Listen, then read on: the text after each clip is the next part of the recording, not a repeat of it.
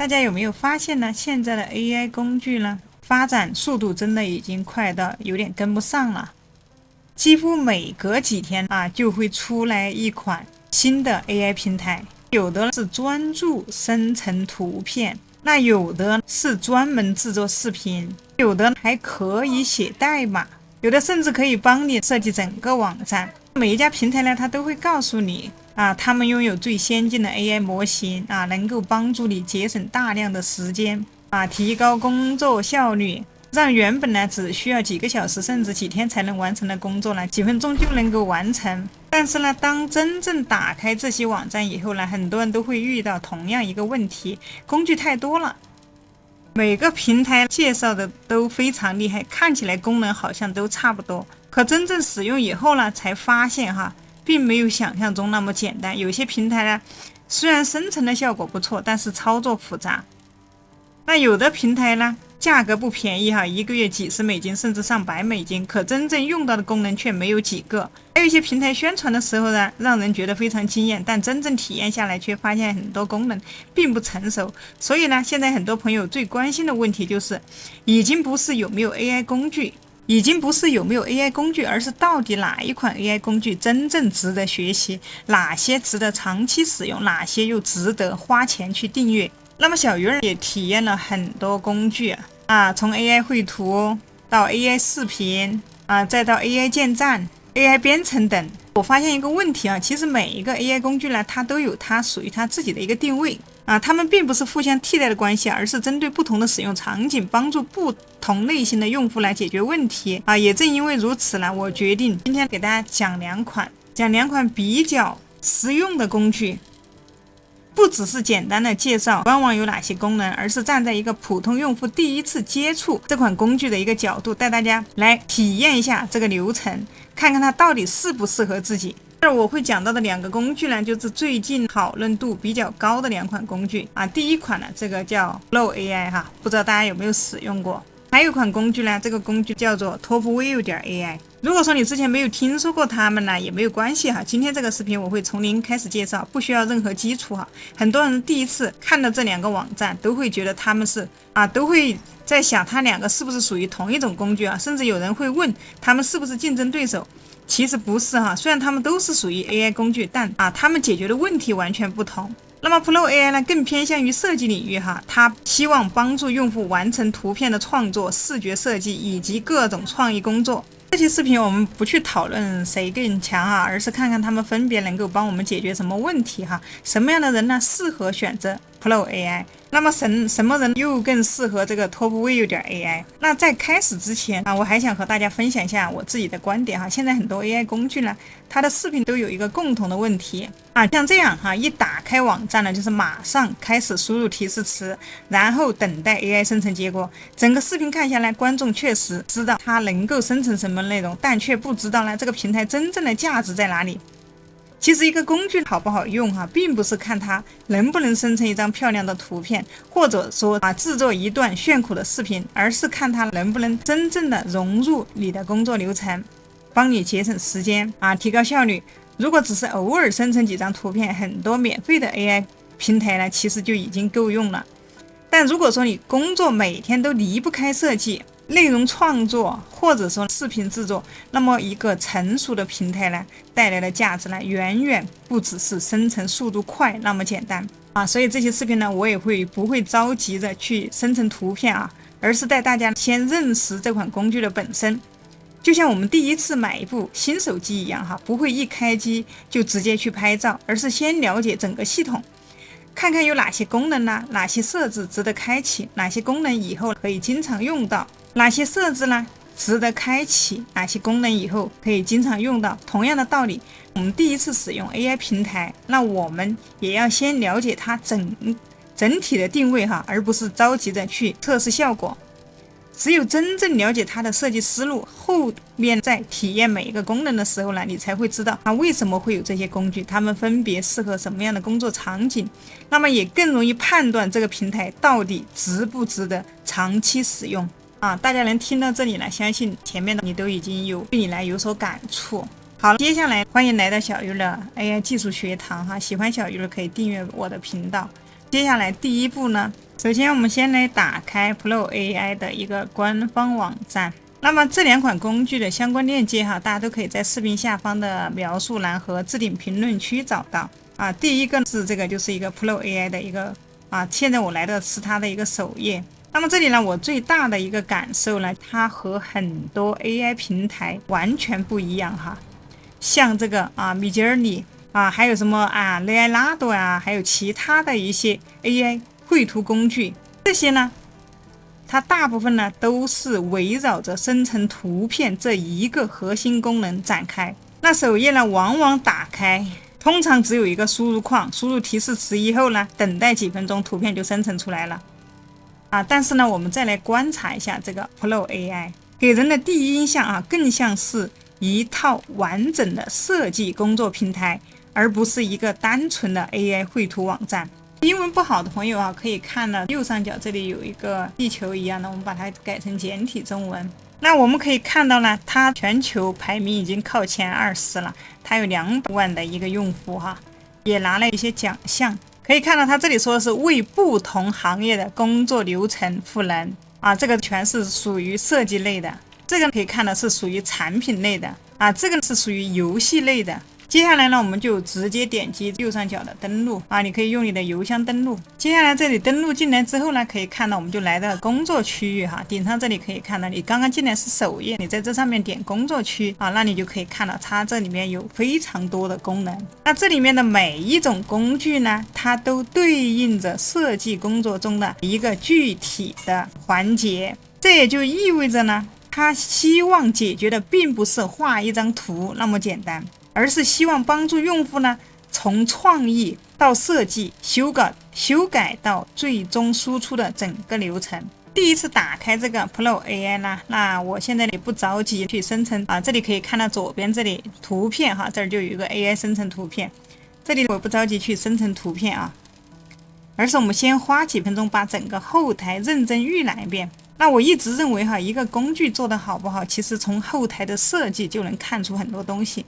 因为真正优秀的平台不会把所有的功能一股脑的推在这个首页，而是会按照用户的一个工作流程，把不同的工具这样给它分好分类整理好，让你来更容易找到你需要的功能。那 Pro AI 呢，给我的第一印象就是整个界面呢，虽然功能可以看到它左边这些全是功能很多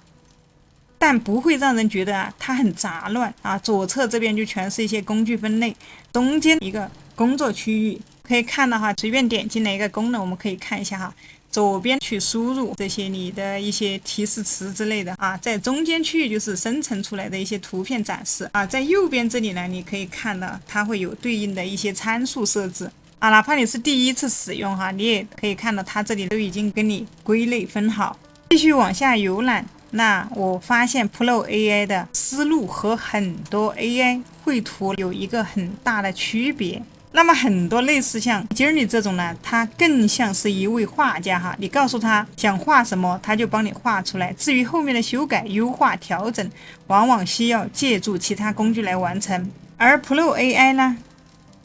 更像是一位设计助手。那它不仅帮你画图，它不仅帮你创作还考虑到了在设计过程中呢会遇到各种问题，比如说像这个图片生成好以后遇到不满意怎么办想把一张草图快速变成一个效果图怎么办？甚至这种商品拍摄效果不好，想快速生成电商展示图怎么办？这些问题它几乎都提供了对应的一些工具。所以我说这个平台其实它更多的时候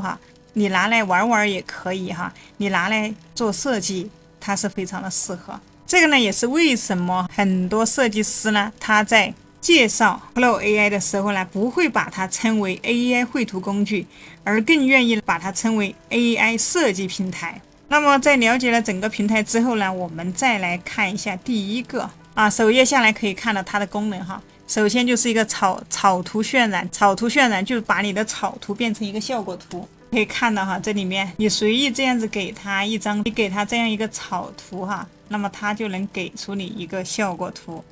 看一下这个效果图，并且看一下像这种草图直接就给出你一个效果图都是这样子的，生成出来的效果真的非常的不错。那你有什么草图在这边哈，你可以直接上传哈，上传之后，比如说这里随便点一个房间啊，这个是一张草图哈，我这里点生成，那么可以看到这就是设计出来的啊。刚才这个草图是这样子的哈，现在这个设计出来的图片就是这样的一个效果图。那还可以一致性渲染哈，就保持它的一致性。那么还有局部草图渲染哈，你只渲染一部分也是可以的，真的非常的，它里面的功能太全了。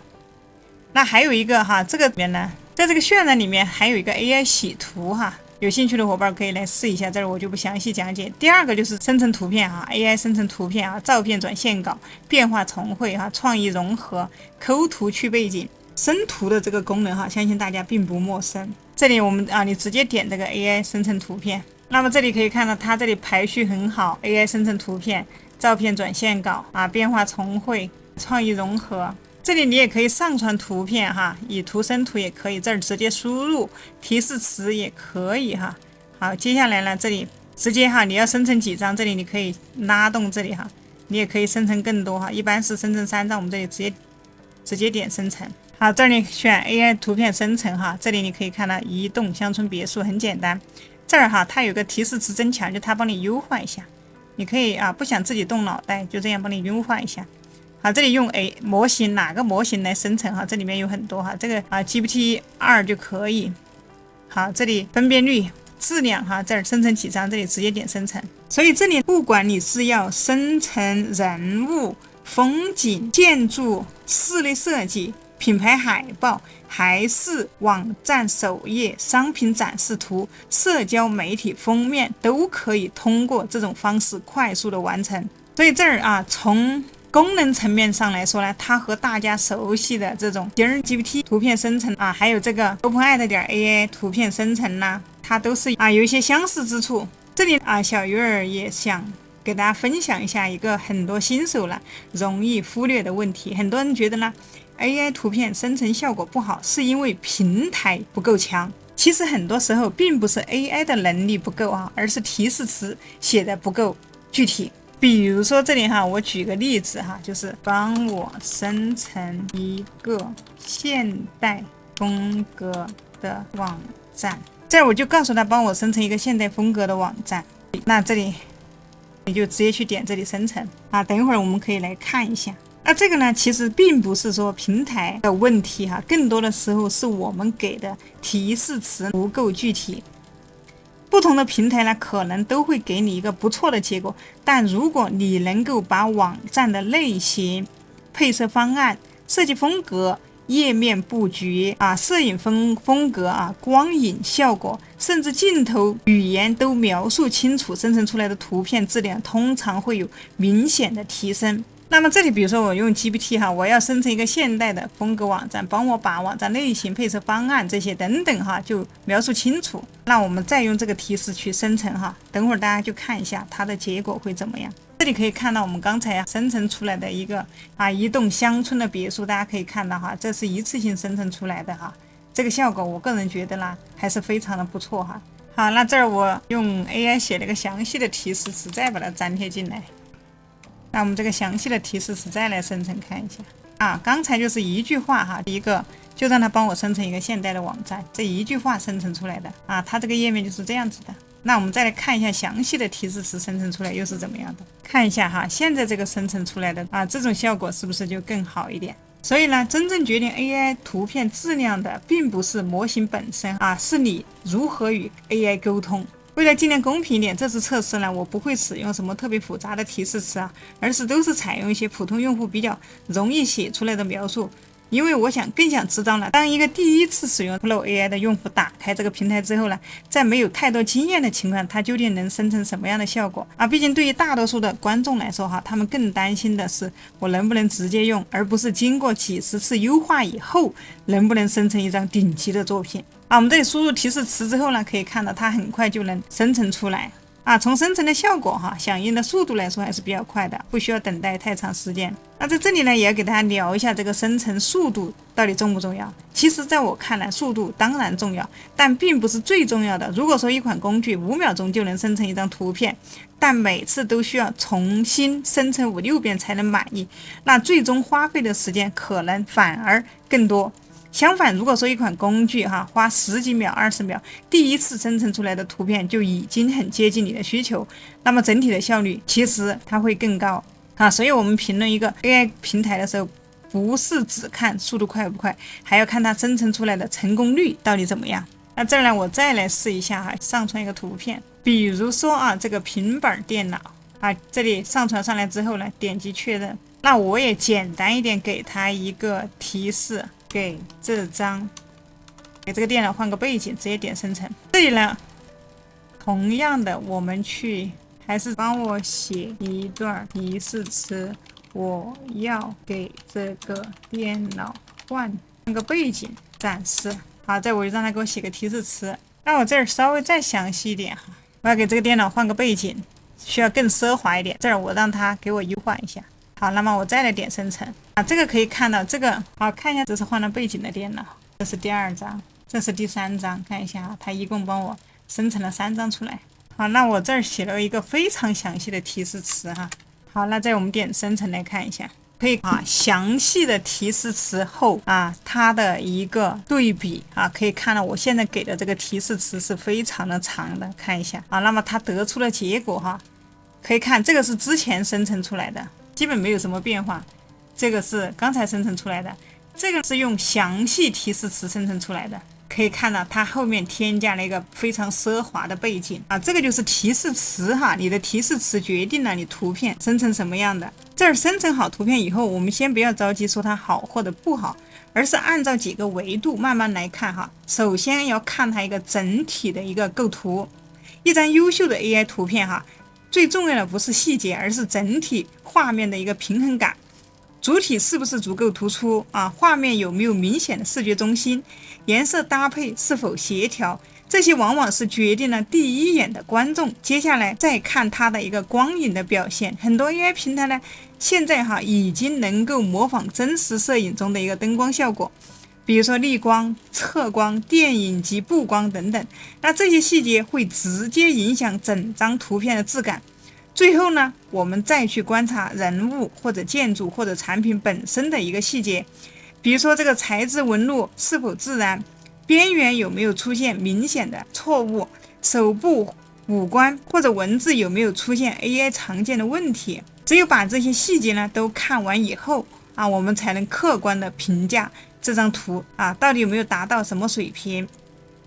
而不是简单的说一句还不错或者一般般大家看这些图我的第一感觉是它整张的完成度还是非常高的看一下，再换一个场景看一下，它整体的完成度还是比较高的，尤其是在色彩和氛围营造方面表现得相当不错，画面看起来也很有设计感，也比较符合现代流行的视觉效果。下面这些这个是刚才生成的网站这儿我们也可以放大来看一下。但一些细节依旧能够发现 AI 生成的痕迹比如说纹理处理的还不够自然，或者说有些小元素没有完全符合我们的预期。不过这些问题并不是 Pro AI 独有的，而是目前大部分 AI 模型都会遇到的情况对于绝大多数的日常的设计自媒体封面或者网站概念图来说，这样的效果已经非常的足够的满足我们的使用需求。后面还有一些细节图需要去调整也不用重新生成整张图片。好，接下来我们再来看一下其他的一些功能。那其他几个功能恰恰是 Pro AI 真正体现价值的地方。好，我们下一步到这儿这儿有一个草图渲染这个草图渲染，相信一些做设计师的肯定就非常的了解我一直是觉得是草图渲染这个功能呢，离普通用户比较远，因为一提到草图，很多人第一反应就是建筑设计师、室内设计师或者说工业设计师才会用到，普通人其实平时根本不会画草图。但真正了解之后呢，我发现这个功能的应用场景其实比我想象中的要多要广。现在很多做网站设计的、做包装、产品包装的家居设计的，甚至做短视频封面的创作者，都会先画一个非常简单的一个布局草图，用来确定整个画面的一个结构。以前呢，这种草图更多只是给自己参考，而现在通过 AI 它已经可以直接变成接近成品的一个效果图。那么为了测试它的效果呢，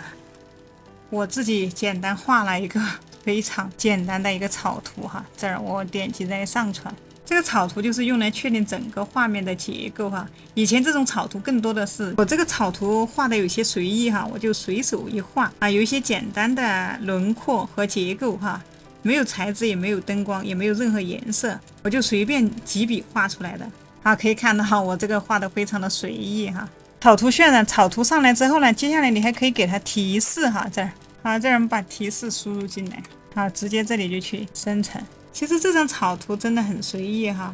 但如果真的你说要拿它来干什么，那你得好好的再思量琢磨。所以现在呢，我直接把它上传给 Pro AI，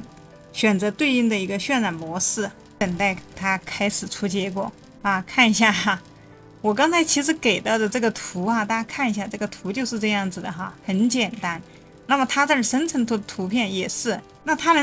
能达到这个效果还是不错的哈。这是第一张。啊，这个是第二张哈，这有一些风景图，这个是第三张哈，看一下，这是一个就是很简单的这样的一个风景图。所以在这里呢，也给大家聊一下哈，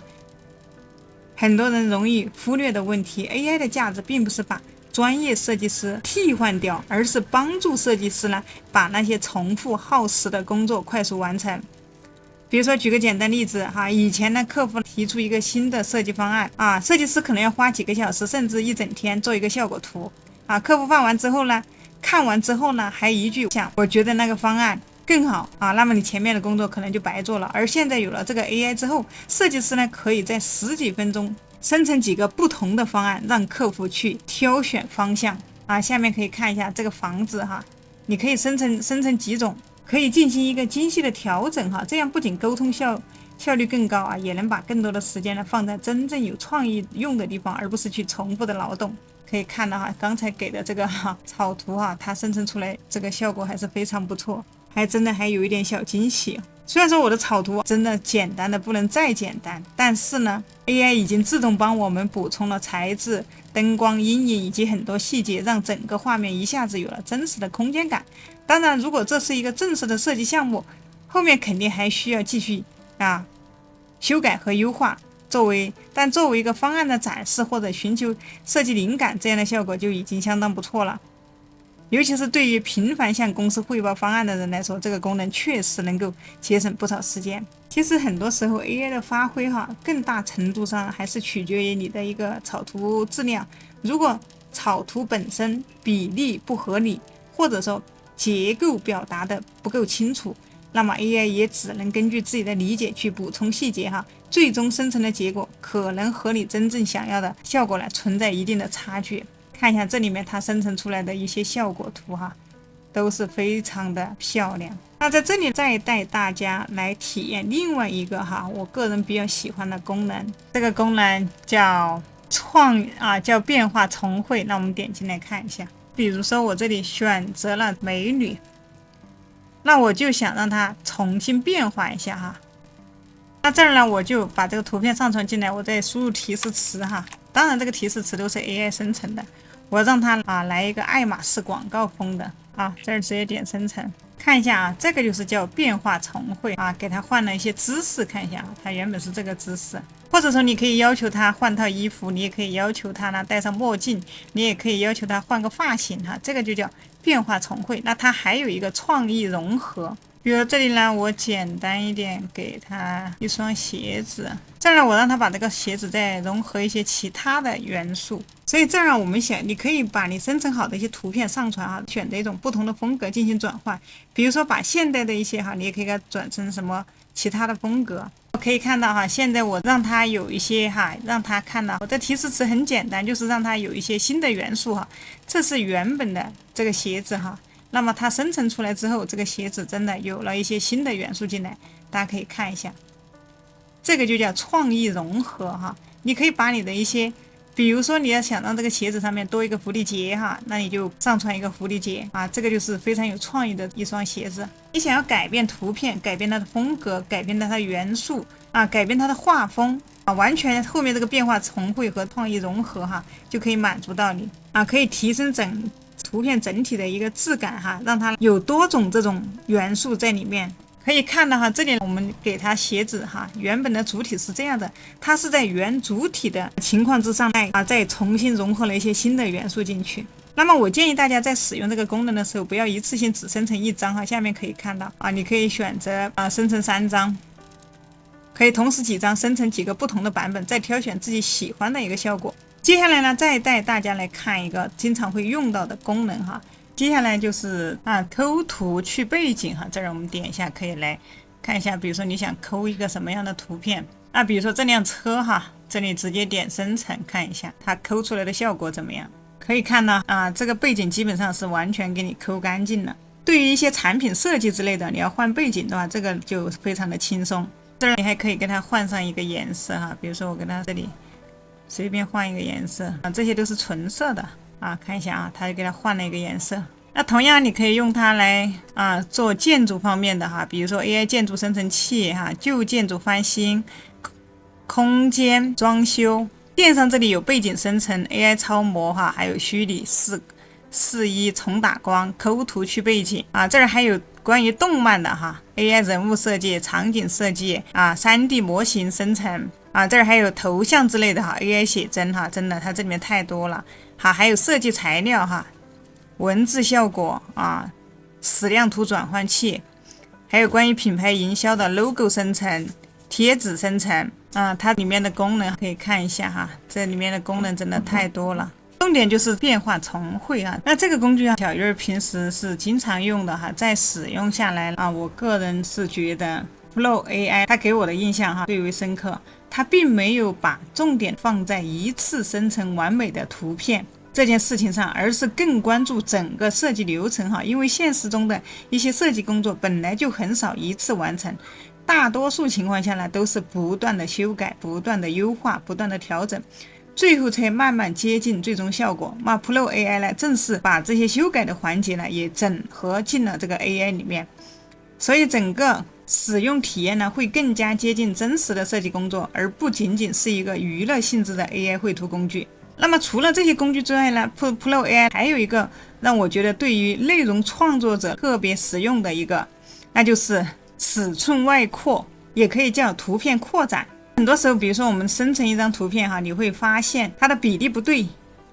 比如说它是一张正方形的图片，而 YouTuber 作业图需要的是16:9或者呢是我们准备发 Source 了或者 TikTok 了，又需要9:16的竖屏比例如果重新生成不一定还能保持同样的结构，如果直接裁剪呢，又可能把主体裁掉一部分。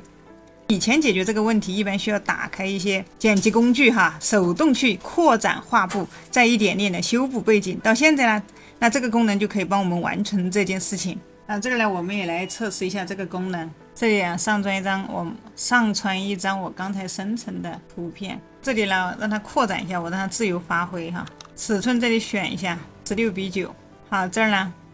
可以看到这四面它要把它填起来，点击生成它会把周边呢都给它填充好。那么可以看到它是把整个尺寸呢都给它外扩了，非常的漂亮。对于我们做 YouTuber 的人来说，其实这个功能真的非常实用因为很多时候一张图片不仅能做缩略图，还能做封面网站的 banner社交媒体的配图不同平台需要的尺寸不一样。有了这个功能，那么你就不需要为了尺寸重新去生成图片一张图呢就可以适配多个平台可以帮我们节约时间。还有一个功能呢，关于电商方面的，相信很多跨境电商或者做网店的朋友对这个功能也会特别的感兴趣。以前呢，如果说你想拍一张高质量的商品展示图需要准备摄影棚、灯光、背景布，还可能需要找模特整个拍摄成本非常高。所以现在在 AI 平台呢都可以提供商品的图的一个自动生成。这儿比如说第一个背景生成，这里呢我来上传一张图片，这儿可以看到呢我上传的是一条牛仔裙那这儿我就直接告诉他生成不同风格的商品展示图，比例这里还是可以9:16如果说你想要参考的一个风格，你也可以把它上传进来我这儿没有，我就让它自由发挥直接点生成。在这里呢我特别关注2个方面，第一是 AI 能不能准确识别商品本身不要把产品形状改得面目全非。第二个呢是 AI 生成出来的背景是不是足够自然，能不能真正达到商业展示的效果。因为对于电商来说商品永远是主角背景再漂亮呢如果产品本身变形了，那这张图片基本就没有使用的价值了。这儿因为我给的过于简单哈，它只是换了3个背景哈，生成不同风格的商品展示图。生成这里我再重新改一下，3张，第1极简风，第2生活场景风，第3电商首页宣传风格。好，这我再给它一个详细一点的。最好由不同的模特穿上，那我看能不能让他用模特来给他穿上哈。接下来再来看一下，这个其实对于电商来说哈，其实这个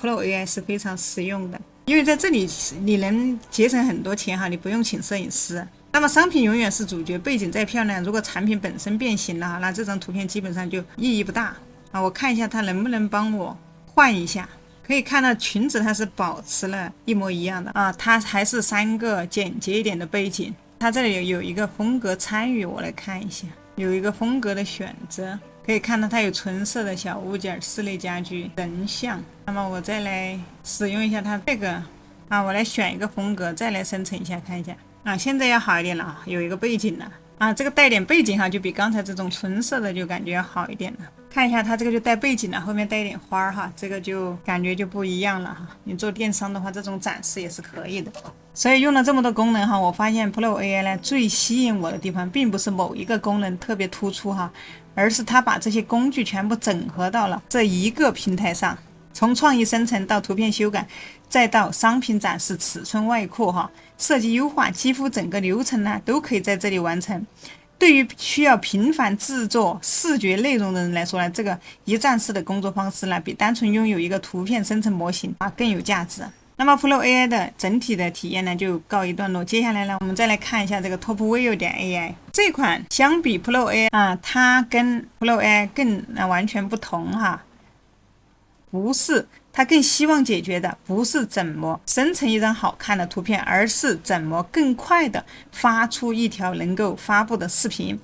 而这也正是它最受多媒体自媒体创作者和跨境电商卖家关注的原因。这里呢我就已经打开了这个 TopView 点 AI。那 TopView 点 AI 呢，它更像是一家视频制作公司哈，因为你发现它首页展示的重点已经不再是图片，而是各种不同类型的视频模型、营销案例以及 AI 自动生成的一个视频效果。整个页面呢设计思路呢非常明确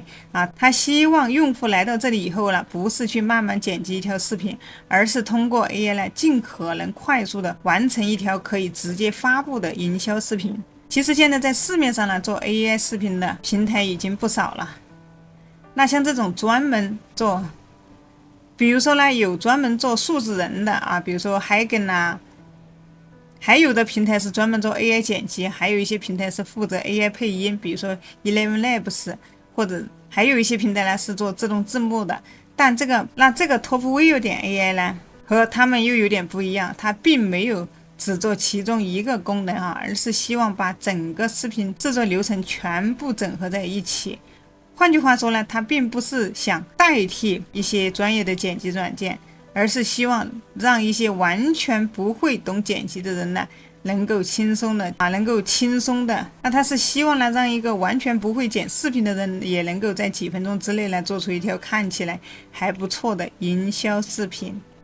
它能够让你几分钟之内呢就能做出看起来非常不错的一个营销视频。对于很多 YouTuber 朋友来说，可能会觉得我已经会剪视频了，那这个平台对我是不是没有什么帮助？其实我一开始也是这么想的，但真正体验下来以后会发现，它解决的问题和传统剪辑软体并不一样哈。传统的剪辑软件呢，解决的是如何把视频剪得更专业，而 TopView 点 AI 呢，更关注的是如何把视频更快的做出来，尤其是对于那些每天都要面临大量产品视频、广告视频或者社交媒体短视频的人来说它的效率往往比复杂的剪辑技巧更加的重要。好，这儿我们就可以直接进来之后呢，我们先不要着急这里去写提示词，先点击这个右上角这里登录这里我们直接给它关掉，不用管它。好，接下来我们就来到后台了，这我们先关掉。进入后台，大家先不要着急制作视频哈，先简单看看整个工作界面。可以看到首页啊，在这里已经把左边功能已经写在左边了，都有分类。它把几个常用功能哈都放在这个最显眼的位置，比如说智能画布、短剧工作室故事线。可以看到它这个里面其实功能也很多能生成音频也有数字人，还有一些生成视频。修复视频还有链接转视频上传商品图片生成视频。那图片这里有纹身图、故事版的局部重绘这个它和 Pro AI 还是有一些功能是相同的比如说图片放大呀、重打光这些。从整个布局来看呢，它的设计思路其实非常符合普通的使用习惯因为大多数人做视频经常会经历以下几个步骤先准备素材，然后写文案，再配音，再加字幕，最后导出视频。那这个托福 Viu 点 AI 就是按照这个流程把每一步都交给 AI 来完成。那我想重点介绍一下托福 Viu 点 AI 最具特色的地方，最具特色的就是智能画布。简单的来说呢，在这里呢，无论你上传任何视频，也不需要准备复杂的素材，只需要把一个商品链接复制进去，比如说亚马逊Shopify独立站甚至一些支持的网址 ，AI 就会自动的分析网页的内容，识别商品图片商品卖点以及文字的介绍，帮你生成一条完整的视频这儿可以看到它有个加号，比如说我这里去上传一张图片比如说这儿我告诉它生成，这里呢我就让它直接生成一个产品广告视频展示这个衣服。好，这儿直接就点击发送。这个画布现在真的是非常的强大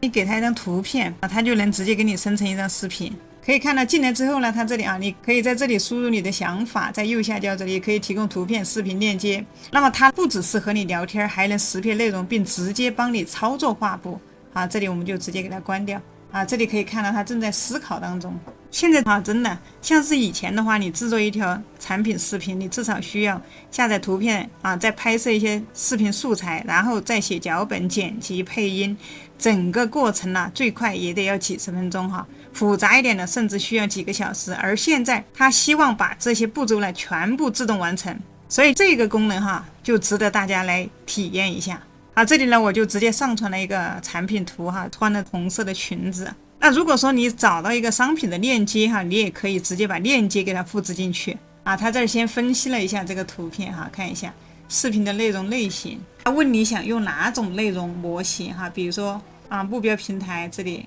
你要发到哪个平台，时长你要多久这里直接点发送。这里可以看一下，他会给你提出一些问题你这里回答一下就 OK 了趁着它生成的时间来给大家聊一下做跨境电商这个问题大家做跨境电商都会遇到的一些问题因为现在越来越多的一些平台重视视频内容，不管是亚马逊TikTok 还是独立站视频对于商品的转化率影响越来越大。如果你做的是 Shopify 这儿对 Shopify 感兴趣的伙伴也可以之前呢我有分享过关于 Shopify 电商的一个课程这儿有兴趣的伙伴可以看这个视频上方的相关的一个视频链接大家在视频的右上角就能找到。那 Shopify 的一个注册链接我也会放在视频下方。新手想做跨境电商优选平台就是这个 Shopify 它的后台的功能是非常强大的。现在有很多这种制作产品商品的一个产品广告的一些这种平台有很多其实就像这个 Viu 点 AI 呢它也算是一个非常不错的那么这个 OpenAd 点 AI 呢这个平台可以做一些产品广告的一些展示图也好或者说一个产品广告的一个视频也是没有问题。那么你可以多准备1-2个这样的平台那有的时候这个平台当你的积分不够或者说有点卡顿的时候，你可以换另外一个平台，比如说OpenAd 点 AI 这里点击这里视频生成，英文不好的可以打开沉浸式翻译。比如这儿呢我就直接上传一个视频，还是这张图片，同样这个图片呢我让 GPT 帮我写个提示词，这儿直接让 GPT 帮我写一个提示词，这儿我们就把这个提示词粘贴到这里。接下来这里选一个模型比如说这个可林这里时长可以看到这儿你也可以选择5秒，也可以选择10秒这儿我选择一个10秒，直接点击这里生成。这个呢也是之前我生成的这一个产品的一个展示图啊。等会儿我们来看一下它的一个效果。这一个5秒的视频哈，已经生成好了，待会儿我们放大给大家再看一下。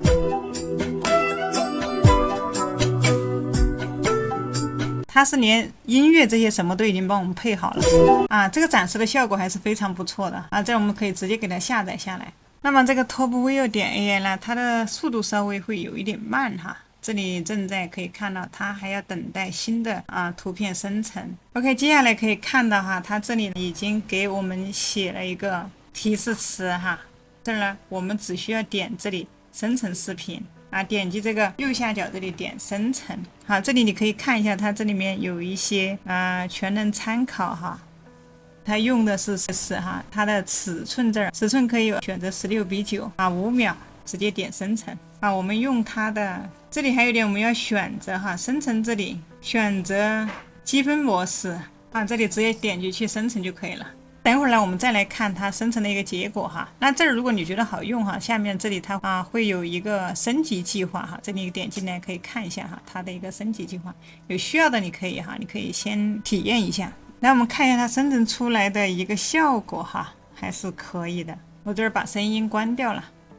那你也可以选择哈，几张图片拼接在一起也是可以的哈。实际上它是加入了这种很多多态镜头的哈。比如说图片放大放小呀、平移呀、转场以及文字动画呀，整个视频看起来它是非常不错的。如果说是把它放在日常的产品宣传社交媒体推广或者短视频广告这些场景用它还是可以的这里面其他的功能可以看一下哈，它也有纹身图这局部重绘这些也有视频这里也有图声视频、纹身视频视频角色替换视频放大等等。